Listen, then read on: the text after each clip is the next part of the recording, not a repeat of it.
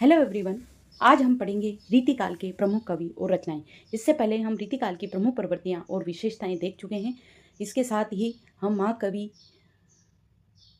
भूषण के विषय में पढ़ेंगे और अन्य जो रीतिकाल के प्रमुख कवि हैं उनके विषय में आज हम अध्ययन करेंगे। तो महाकवि भूषण, जिनका जन्म 1613 ईस्वी है, भूषण रीतिकाल के एक अद्वितीय कवि माने गए हैं, जिन्होंने श्रृंगार रस के स्थान पर वीर रस को प्रधानता दी है। इनका वास्तविक नाम घनश्याम था। यह विश्वनाथ प्रसाद मिश्र के अनुसार इनका वास्तविक नाम घनश्याम था। इनको जो भूषण नाम है इनका, ये इनकी उपाधि है जो सोलंकी राजा रुद्र के पुत्र हरदेराम ने इनको दी थी। इनकी जो प्रमुख रचनाएं वो शिवराज भूषण है। ये एक अलंकार ग्रंथ है जिसमें 105 अलंकारों का प्रयोग किया गया है। फिर है शिवा बावनी, छत्रसाल दशक, अलंकार प्रकाश, छंदो हृदय प्रकाश, भूषण उल्लास, दूषण उल्लास और भूषण हजारा। भूषण के विषय में महत्वपूर्ण बिंदु है कि इनको रीतिकाल का राष्ट्रीय कवि माना जाता है। इनकी कविताओं में नव जागरण के गहरे स्वर मिलते हैं, यानी नव जागरण के गहरे स्वर इनकी कविताओं में मिलते हैं, इसलिए इनको राष्ट्र कवि या राष्ट्रीय कवि कहा गया है। वीर रस के भेद, भूषण ने वीर रस के चारों भेदों का वर्णन किया है, जिनमें युद्धवीर, धर्मवीर, दयावीर और दानवीर।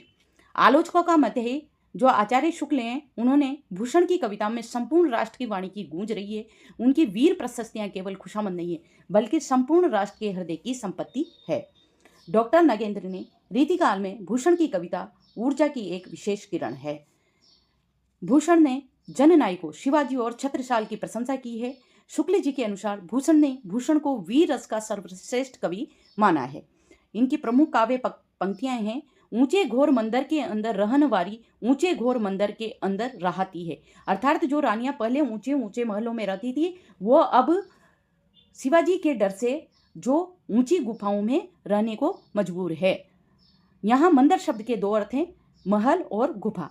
3 बेर खाती थी, वे 3 बेर खाती हैं।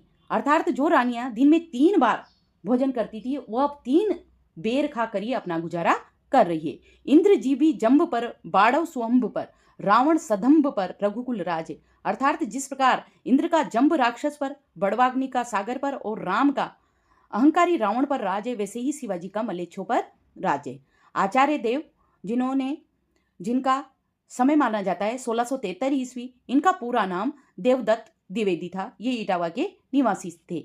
इनकी प्रमुख रचनाएं कुल 72 मानी जाती है, जिसमें से इनकी कुल रचनाएं 72 मानी जाती है, जिसमें से प्रमुख रूप से 16 हैं।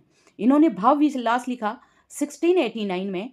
ये देव की पहली रचना थी जो औरंगजेब के पुत्र आजम शाह को सुनाई गई थी।